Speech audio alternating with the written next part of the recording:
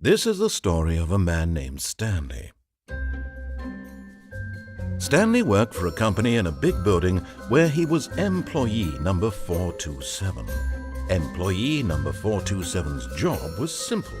He sat at his desk in room 427 and he pushed buttons on a keyboard. Orders came to him through a monitor on his desk, telling him what buttons to push, how long to push them, and in what order. This is what employee 427 did every day of every month of every year.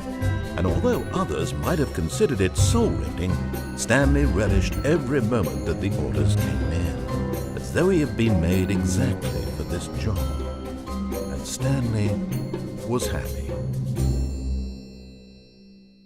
And then one day, something very peculiar happened. Something that would forever change Stanley. Something he would never quite forget. He had been at his desk for nearly an hour when he realized that not one single order had arrived on the monitor for him to follow. No one had showed up to give him instructions, call a meeting, or even say hi. Never in all his years at the company had this happened, this complete isolation. Something was very clearly wrong. Shocked, frozen solid, Stanley found himself unable to move for the longest time. But as he came to his wits and regained his senses, he got up from his desk and stepped out of his office.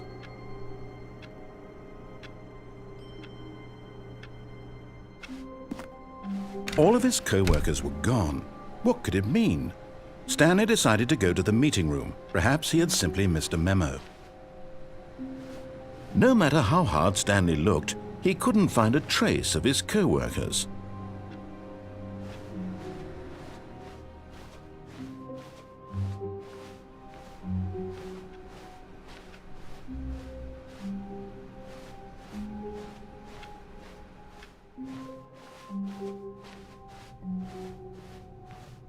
When Stanley came to a set of 2 open doors, he entered the door on his left.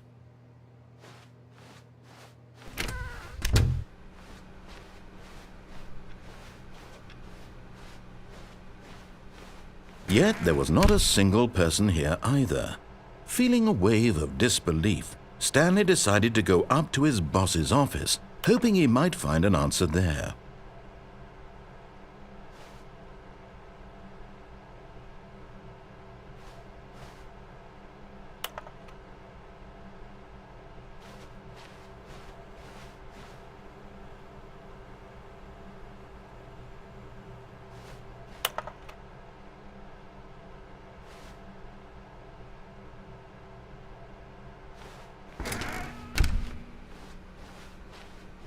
Coming to a staircase, Stanley walked upstairs to his boss's office.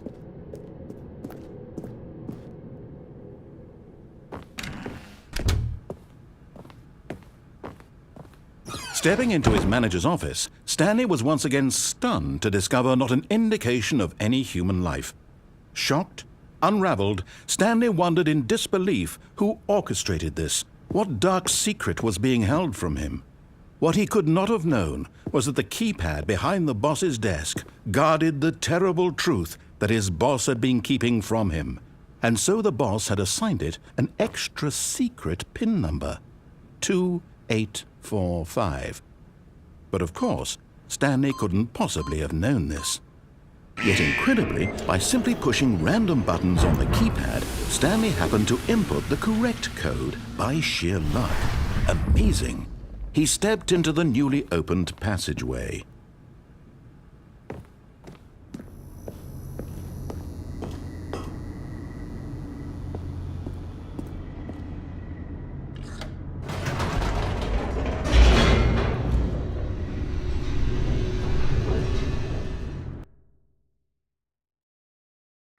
Descending deeper into the building, Stanley realized he felt a bit peculiar. It was a stirring of emotion in his chest, as though he felt more free to think for himself, to question the nature of his job. Why did he feel this now, when for years it had never occurred to him? This question would not go unanswered for long.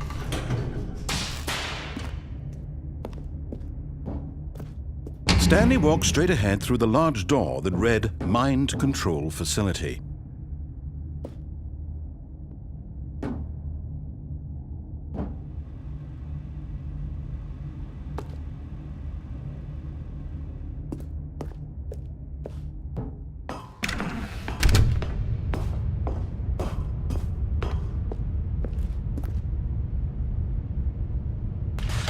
The lights rose on an enormous room packed with television screens.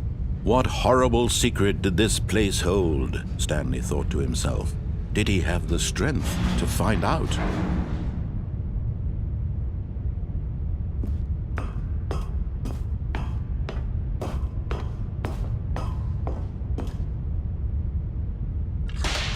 Now the monitors jumped to life, their true nature revealed. Each bore the number of an employee in the building, Stanley's co-workers. The lives of so many individuals reduced to images on a screen, and Stanley, one of them, eternally monitored in this place where freedom meant nothing.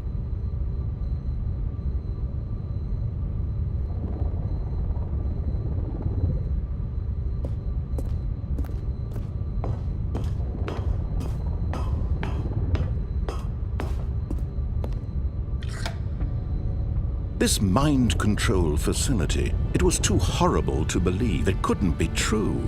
Had Stanley really been under someone's control all this time? Was this the only reason he was happy with his boring job?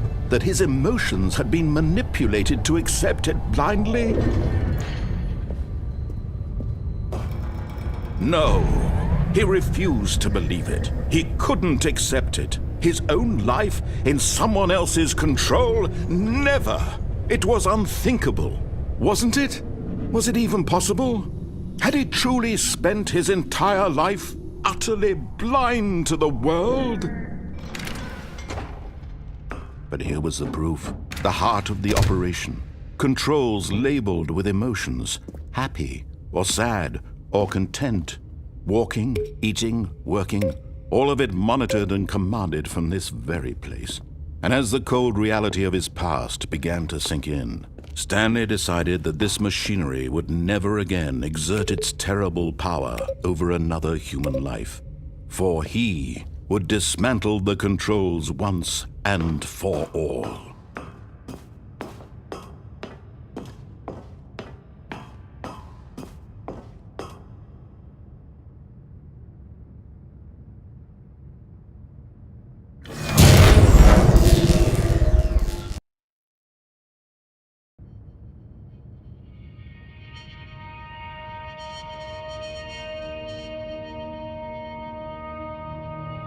Blackness, and a rising chill of uncertainty. Was it over? Yes! He had won! He had defeated the machine, unshackled himself from someone else's command. Freedom was mere moments away. And yet, even as the immense door slowly opened, Stanley reflected on how many puzzles still lay unsolved. Where had his co-workers gone? How had he been freed from the machine's grasp? What other mysteries did this strange building hold? But as sunlight streamed into the chamber, he realized none of this mattered to him, for it was not knowledge or even power that he had been seeking, but happiness. Perhaps his goal had not been to understand, but to let go. No longer would anyone tell him where to go, what to do, or how to feel. Whatever life he lives, it will be his. And that was all he needed to know. It was perhaps the only thing worth knowing. Stanley stepped through the open door.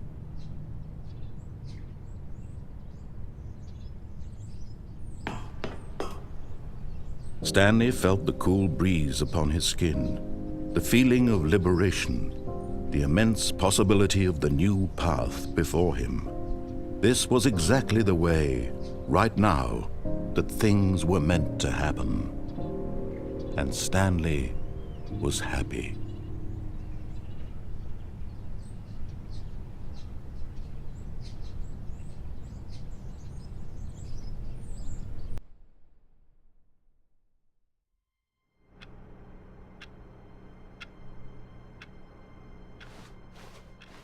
All of his co-workers were gone. What could it mean? Stanley decided to go to the meeting room. Perhaps he had simply missed a memo.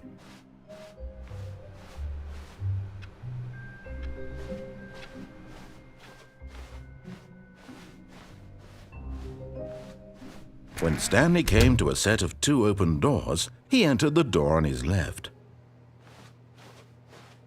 This was not the correct way to the meeting room, and Stanley knew it perfectly well. Perhaps he wanted to stop by the employee lounge first, just to admire it. Ah, yes, truly a room worth admiring. It had really been worth the detour after all, just to spend a few moments here in this immaculate, beautifully constructed room. Stanley simply stood here, drinking it all in.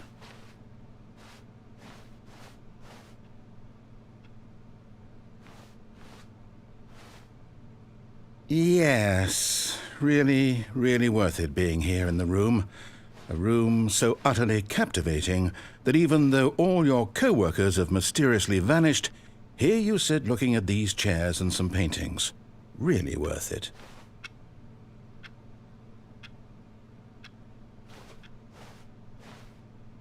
At this point, Stanley's obsession with this room bordered on creepy and reflected poorly on his overall personality. It's possible that this is why everyone left.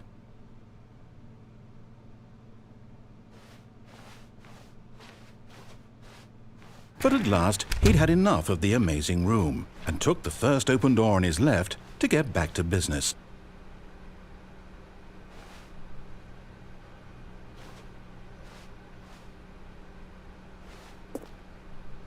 Stanley was so bad at following directions, it's incredible he wasn't fired years ago.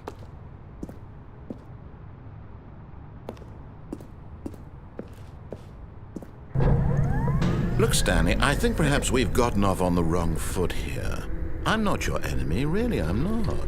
I realize that investing your trust in someone else can be difficult, but the fact is that the story has been about nothing but you all this time. There's someone you've been neglecting, Stanley. Someone you've forgotten. What? Really? I was in the middle of something. Do you have zero consideration for others? Are you that convinced that I want something bad to happen to you? Why, I don't know how to convince you of this, but I really do want to help you, to show you something beautiful. Look, let me prove it. Let me prove that I'm on your side. Give me a chance. Now listen carefully, this is important. Stanley walked through the red door. Aha, perhaps you misunderstood. Stanley walked through the red door.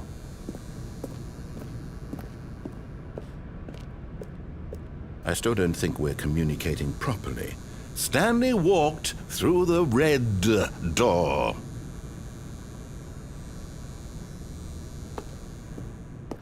All right, fine, go ahead, Stanley.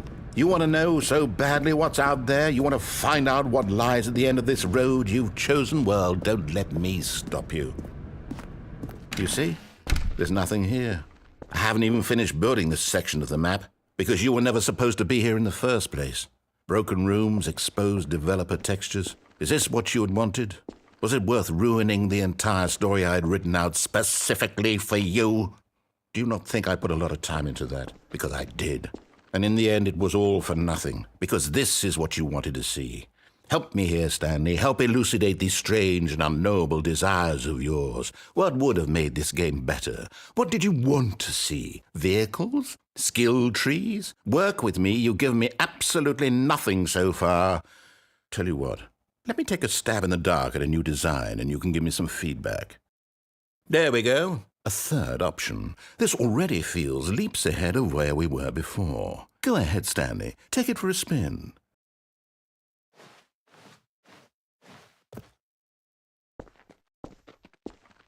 Okay, I'm going to stop you there. Now, tell me about your experience with this new version. Would you say that the game benefited from allowing you more choices? Feel free to be honest. I'm looking for some real critical feedback here. Oh, of course. A 3. Really. Maybe next time we can get you to form an actual opinion, you know? Any level of critical thinking or engagement with your surroundings? Does that sound good? Think we can do that? Yes? Wonderful. Here, based on the data from your previous playthrough, I've compiled a new version. And to be perfectly candid, I think I've knocked it out of the park with this one. Let's take a look.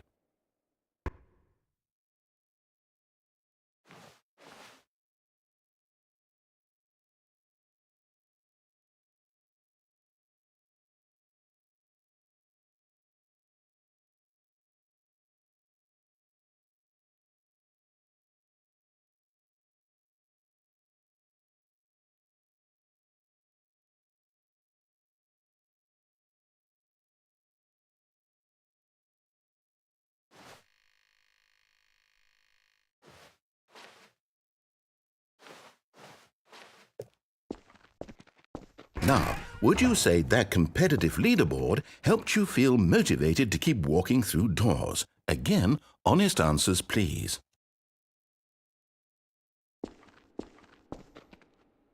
Hey, I nearly forgot. I've got a prototype of a new game I've been working on, and now would be a lovely opportunity to give it some playtesting. You wouldn't mind taking a look at it, would you? Perfect. Let me boot it up. In this game, the baby crawls left towards danger. You click the button to move him back to the right, and if he reaches the fire, you fail. It's a very meaningful game, all about the desperation and tedium of endlessly confronting the demands of family life. I think the art world will really take notice.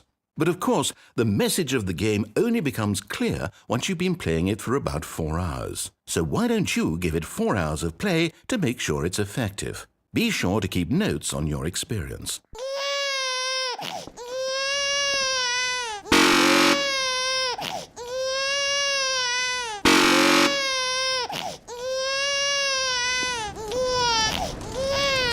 You heartless bastard! Did you do it because you hate babies or purely to spite me? Because if it's the latter, well, I don't know what to do. I'm completely out of ideas. I can't think of a single thing that might improve the experience for me. I'm not even going to try. I'm out, I'm done. It's over. Thank you for playing. Your input was extremely valuable. Oh, hey, since my game was so awful, why don't we play someone else's game, just to ease the pain? Let's see. What do we have here? Yes, this seems like it'll work. Let's give it a shot.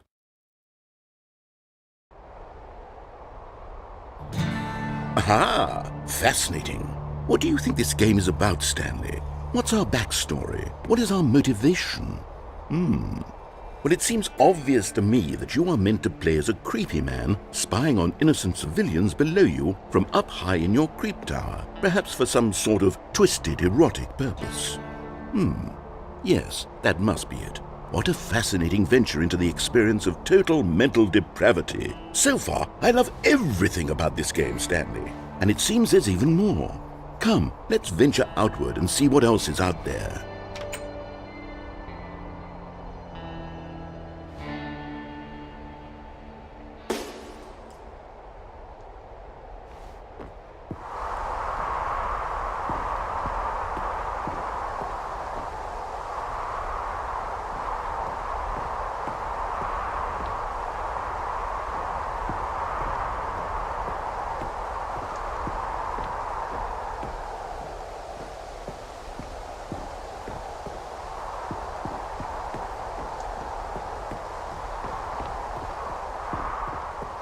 Oh, no.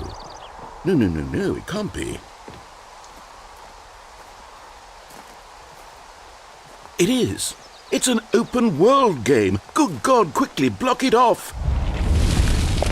Oh, thank goodness, Stanley. What a close call.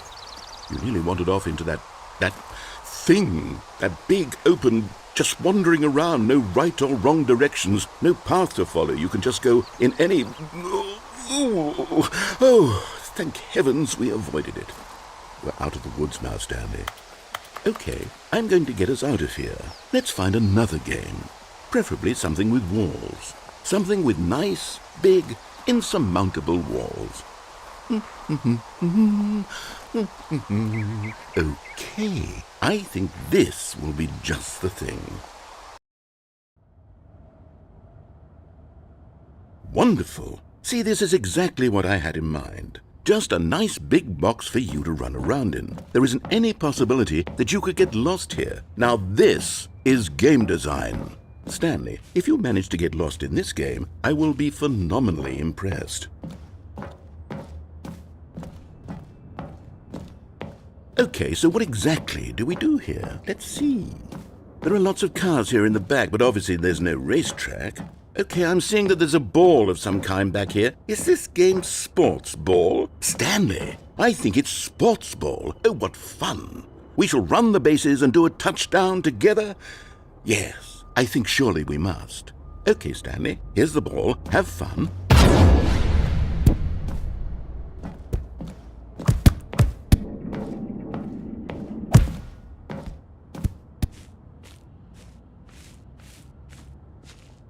Are you doing it? Are you winning? Is this fun?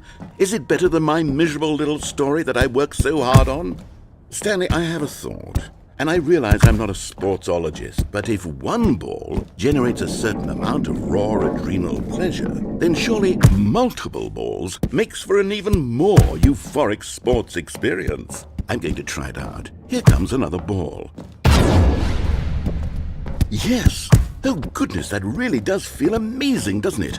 Stanley, I'm like a child in a confectionery shop. I simply have to have more. I'm insatiable. More balls!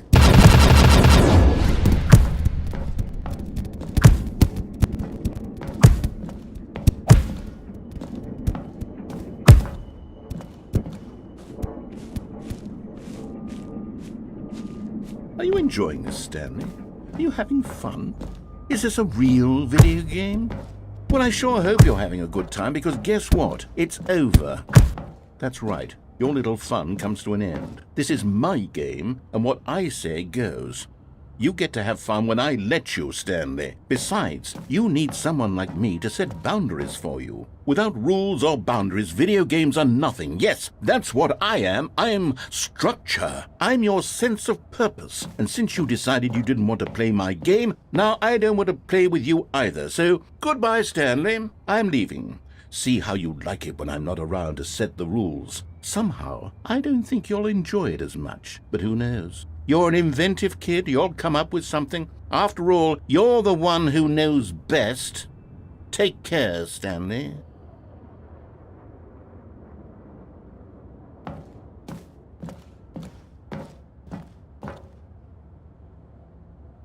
Hold on. What are you doing?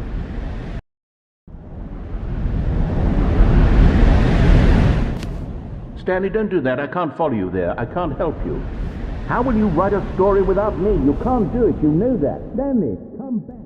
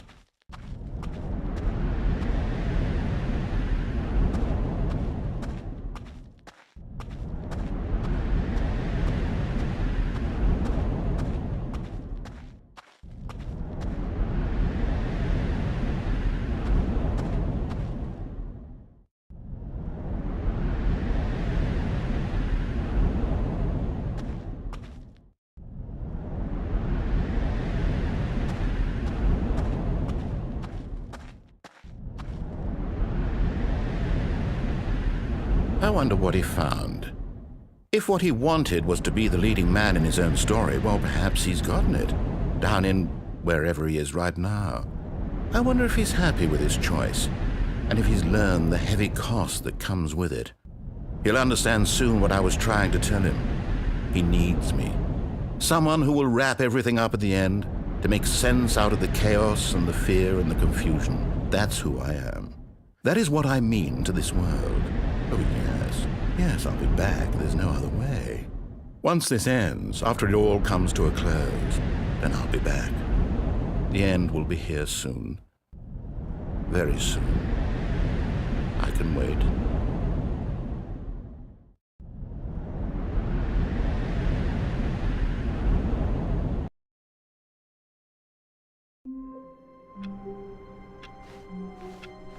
All of his co-workers were gone. What could it mean? Stanley decided to go to the meeting room. Perhaps he had simply missed a memo.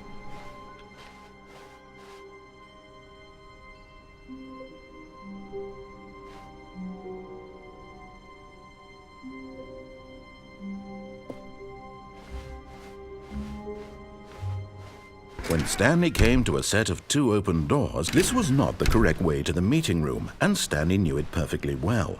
Perhaps he wanted to stop by the employee lounge first, just to admire it. Wow, yes, this room. What a beautiful room. What a gorgeous, gorgeous room. Thank goodness Stanley had taken this detour on his way to the meeting room. Life without having experienced this room was now too horrible even to consider. But eager to get back to business, Stanley took the first open door on his left. Stanley was so bad at following directions, it's incredible he wasn't fired years ago.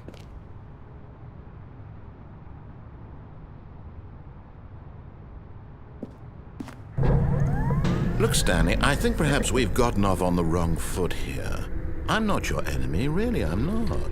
I realize that investing your trust in someone else can be difficult, but the fact is that the story has been about nothing but you all this time. There's someone you've been neglecting, Stanley. Someone you've forgotten about. Please, stop trying to make every decision by yourself. Now, I'm not asking for me, I'm asking for her. This is it, Stanley. Your chance to redeem yourself, to put your work aside, to let her back into your life. She's been waiting. That's her, Stanley.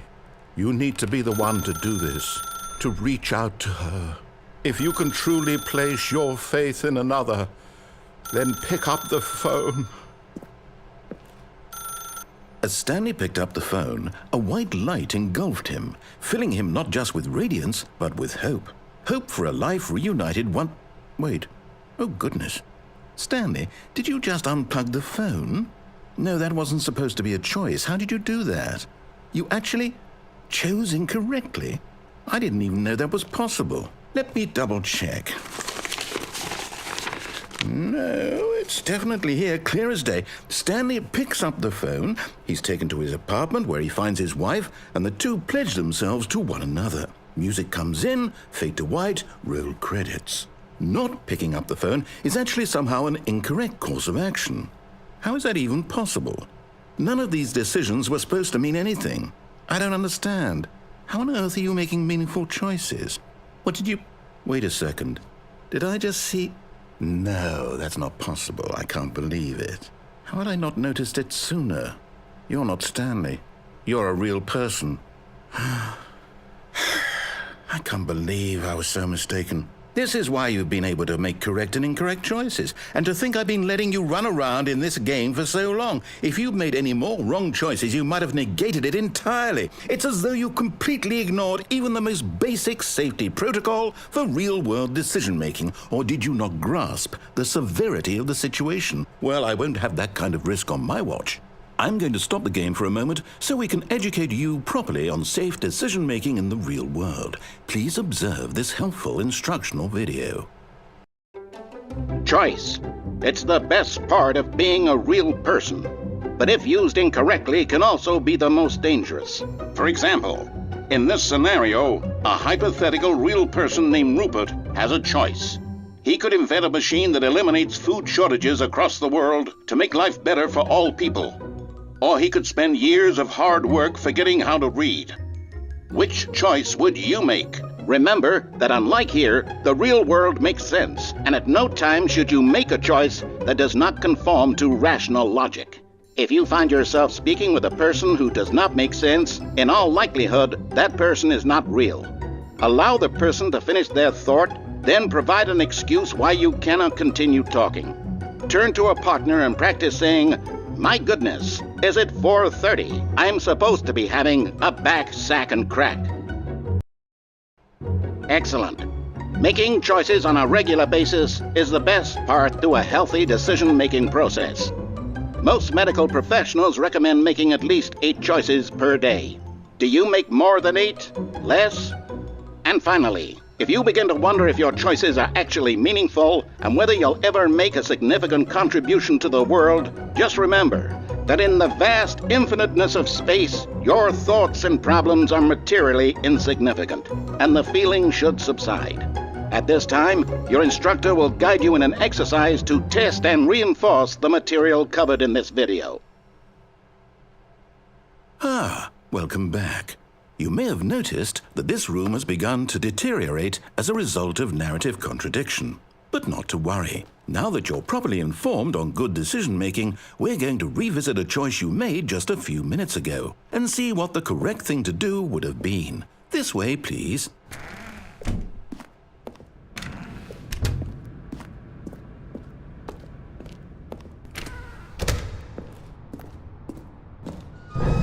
Now that we know your choices are meaningful, we can't have you jumping off the platform and dying.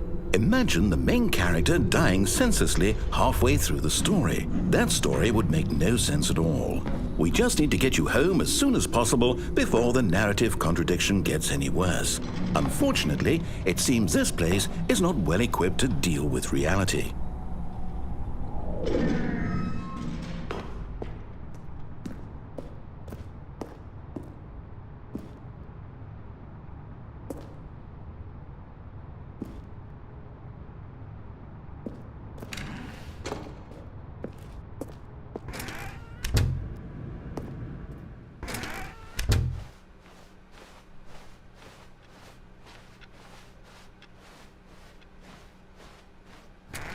Almost there. You'll take the door on the left, back to the correct ending, the story will have resolution once again, and you'll be home free in the real world.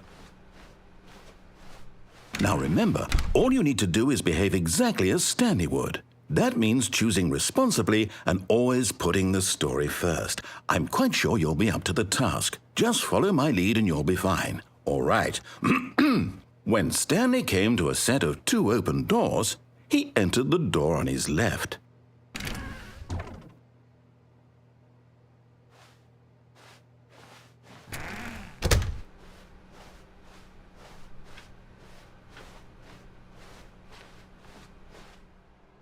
Yet there was not a single person here either.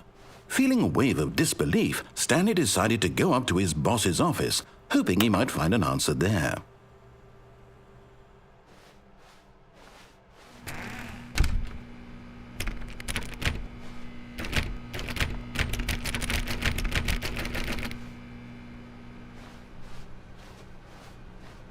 Coming to a staircase, Stanley walked upstairs to his boss's office.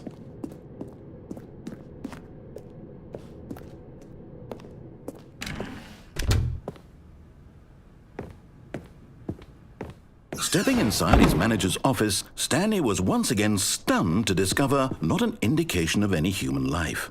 Shocked, unraveled, Stanley wondered in disbelief who orchestrated this, until he saw the door with a voice receiver next to it. Surely behind this door lay all the answers to his questions. And beyond all probability, he knew the passcode. He had seen it on his boss's computer just last week. Night Shark 115. Was this the code to open the door? Would it still work? There was only one way to find out. Stanley had been trained never to speak up, but now he would draw from within himself the courage to face the unknown. He drew a sharp breath and then spoke the code.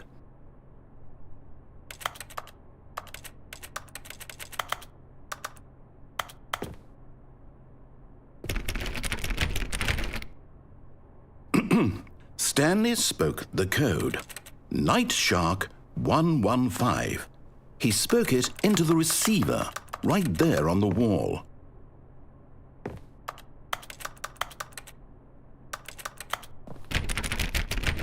I'm sorry, is there a problem? You didn't mishear me, did you?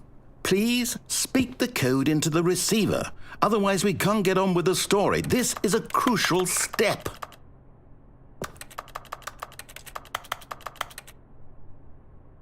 Okay, fine, you're not going to do it, but you know what? It's pretty humiliating to bring you this far, only for you to suddenly decide you have better things to do. I asked you for this one single thing, for your respect. The kind of respect Stanley shows for his choices. He knows what it means to take a story seriously. If you didn't want to see what I had to show you, then why did you come here? You had a choice, you know. You could have gone through the door on the right. You could have done whatever the hell you wanted over there. Why did you come this way? Speak. Say something to me. Explain yourself, you coward. You behave exactly as Stanley would. That means choosing responsibly and always putting the story first. I'm quite sure you'll be up to the task. Just follow my lead and you'll be fine. All right. When Stanley came to a set of 2 open doors, he entered the door on his left. No! Why did you do that? Quickly, hurry back in the other direction. Perhaps we're not too late.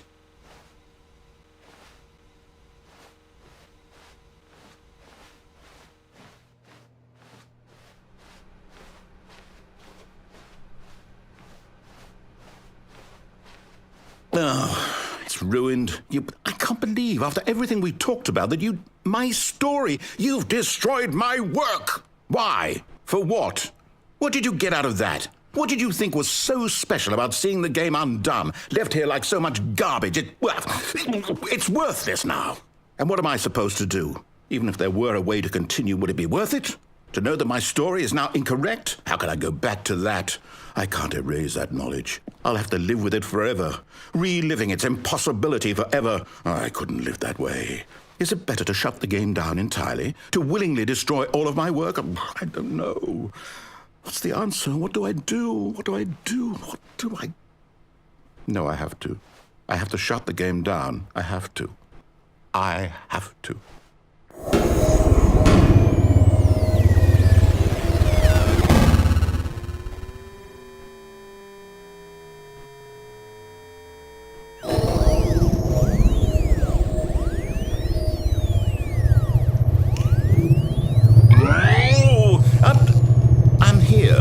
I'm still here in this pile of rubbish, with you who thought you were so clever. Now look where we are. My entire game is destroyed. It was the only thing in the world that was mine, and you've run it into the ground. What, did you think that would be funny? You just had to see? Didn't I impress upon you how important it was to be like Stanley? He actually knows how to do what I tell him to. He understands that if I say to do something, there's a damn good reason for it. That thought hadn't even occurred to you, had it? That there's a world outside of you? You're a child. Oh, my story.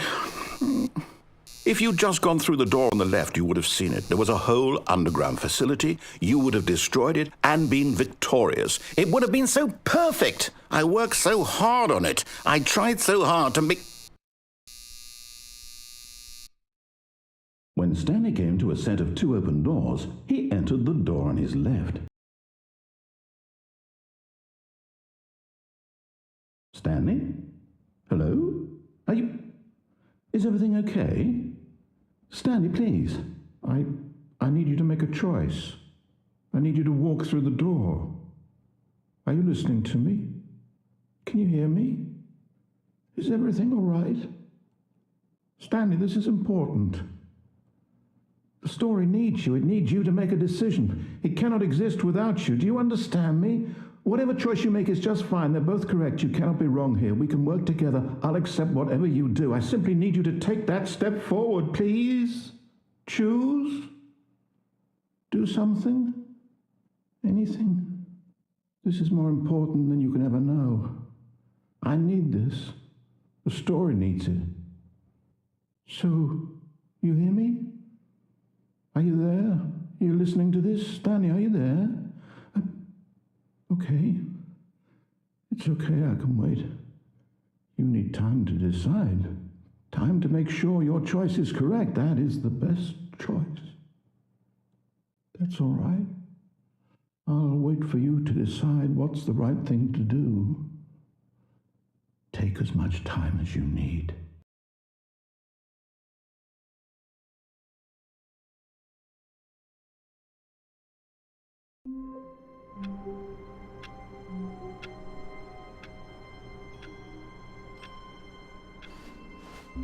All of his co-workers were gone. What could it mean? Stanley decided to go to the meeting room. Perhaps he had simply missed a memo.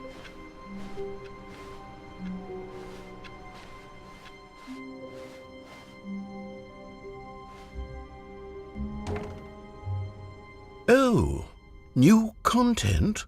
What does that mean, new content?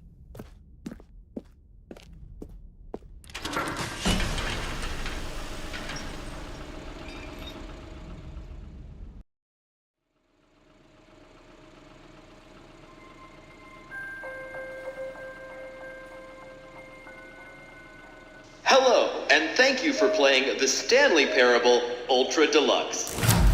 As you may know, the Stanley Parable was a video game released in 2013 on home computers. After receiving critical and commercial success, it was expanded upon in 2022 with the Stanley Parable Ultra Deluxe, a reimagining of the game for consoles and home computers.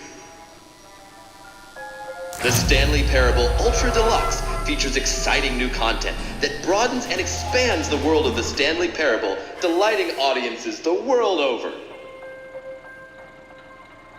Please, step inside and see what thrilling new adventures await in the Stanley Parable Ultra Deluxe. Oh, well, this sounds delightful. I'm very excited to see the thrilling new Ultra Deluxe content. Okay, so far it's an elevator. Nothing special yet, but I'm sure it's just the beginning of a mesmerizing adventure.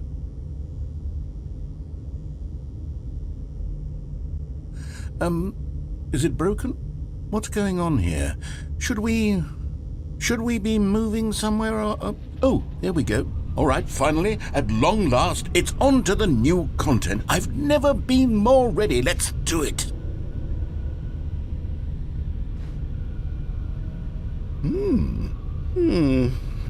I have to say, initial impressions of Stanley Parable Ultra Deluxe, mostly tedious. It's as if Oh, okay. Let's see the content. Give me the content, Stanley.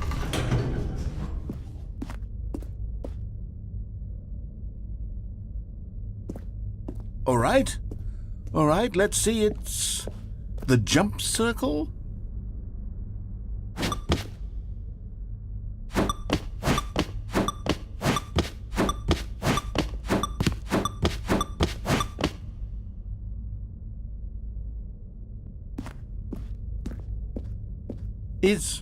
Is that it? Surely that's not all the new content. There has to be something else, right? Goodness, another elevator. Stanley, I have to say, initial impressions of this game are not positive. It's just elevators and jumping. Is this what passes for exciting new content? If this is new content, then I could just read you the whole dictionary. There's 20 hours of new content right there. Hell, I could count to 30 trillion. You could put that on the box. The Stanley Parable Ultra Deluxe, now with over 1,000 hours of new content. And oh, wait. There's more. Very good. Yes. I knew there had to be something else. Let's see it. I'm ready for whatever it is. That's it? Oh, you've got to be kidding me. You see, Stanley?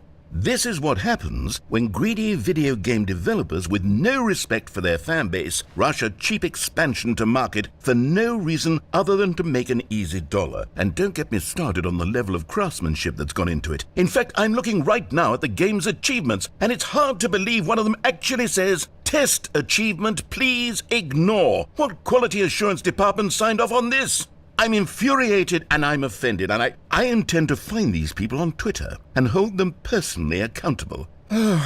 It's my fault, Stanley. I built up too much anticipation around the new content, I'm afraid. It could never have lived up to such expectations. If you're still with me, why don't we just reset the game and we'll try to get back to what the Stanley Parable is really about? No frills, no gimmicks.